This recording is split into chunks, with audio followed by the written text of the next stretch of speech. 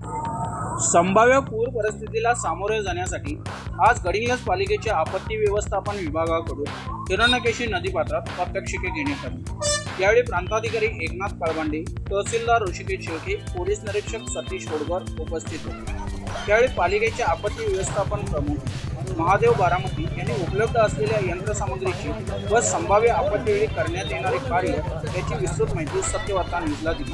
त्यावेळी विभागाकडे उपलब्ध असलेल्या यांत्रिक कोटीतून हिरण्यकेशी नदीपात्रात सर्व प्रशासकीय अधिकारी व सत्यवार्ता न्यूजचे संपादक धनंजय शेटके यांनी पाहणी केली।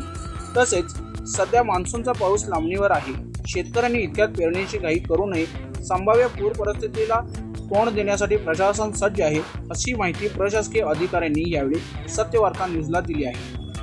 तर आता आपण गडिंग्लजमध्ये हिरण्यकेशीच्या नदीपात्रात आहोत। हिरण्यकेशी नदीपात्रात गडिंग्लज नगरपालिका व्यवस्थापन असेल, संपूर्ण प्रशासन असेल, यांच्याकडून संभाव्य पूर परिस्थितीला तोंड देण्यासाठी कशा पद्धतीची तयारी करण्यात येत आहे हे आपण पाहत आहोत। गडिंग्लजच्या हिरण्यकेशी नदीपात्रात प्रशासनाकडून आपत्ती व्यवस्थापनाकडून प्रात्यक्षिके दाखवण्यात येत आहेत। आपल्यासोबत गडिंग्लज उपविभागीय अधिकारी एकनाथ काळबांडे साहेब आहेत, तहसीलदार ऋषिकेश शेळके साहेब आहेत। त्याच पद्धतीने गडिंग्लज पोलीस ठाण्याचे नूतन पोलीस निरीक्षक सतीश होडकर साहेब देखील आहेत। त्याच पद्धतीने व्यवस्थापन विभागाचे प्रमुख महेश महादेव बारामती सुद्धा आहेत, त्यांच्याकडून आपण अधिक माहिती जाणून घेणार आहोत। त्याच पद्धतीने त्या संभाव्य पूर परिस्थितीला तोंड देण्यासाठी कशा पद्धतीची तयारी करण्यात येत आहे, कोणकोणती यंत्रसामुग्री यांच्याकडे उपलब्ध आहेत, संभाव्य पूरस्थितीला कशा पद्धतीने नगरपालिका प्रशासन असेल, तालुका प्रशासन असेल, सामोरं जाणार आहे, आपण आता यांच्याकडून अधिक जाणून घेऊ। प्रांताधिकारी साहेब, गडिंग्लजच्या हिरण्यकेशी नदीपात्रात आपत्ती व्यवस्थापनाकडून सध्या प्रात्यक्षिके सुरू आहेत, काय सांगाल? मान्सूनच्या आढावाबाबत माननीय जिल्हाधिकारी साहेब, पालकमंत्री साहेब यांच्या अध्यक्षतेखाली कोल्हापूरमध्ये 15 दिवसापूर्वीच मीटिंग झाली।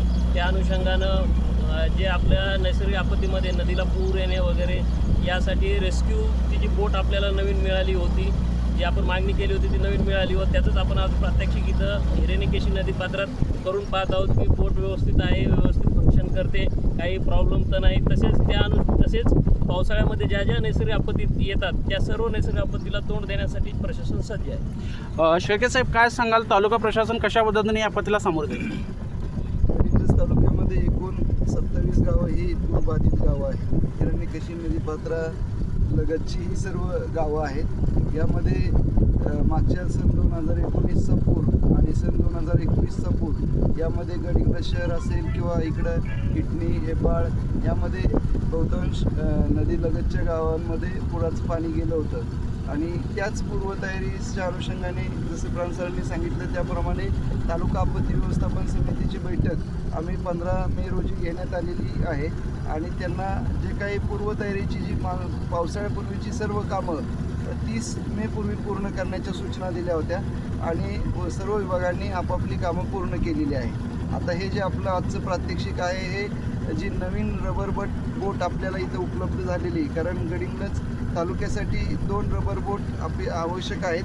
आता सध्या आपल्याला एक नवीन रबर बोट मिळालेली आहे, अजूनही एक नवीन रबर बोट मिळणार आहे, परंतु ही जी बोट मिळाली त्याचं प्रात्यक्षिक करणे आणि मान्सूनच्या पूर्वतयारीला आपल्याला जे काही साहित्य लागतं, मग आस्का लाईट असेल किंवा इतर त्या सर्वांचंच रिहर्सल करून घेणे, त्याची काही तात्पुरती काही दुरुस्ती असेल ते करून घेणे, हे या पूर्वतयारीचं कामकाज आहे। मान्सून आता थोडा लांबलेला आहे तरी पण हे प्रात्यक्षिक घेऊन आपण सर्व ही मटेरियल फंक्शनरी ठेवायचं आमचा मानस आहे आणि त्याच अनुषंगाने ही पूर्वतयारी आहे।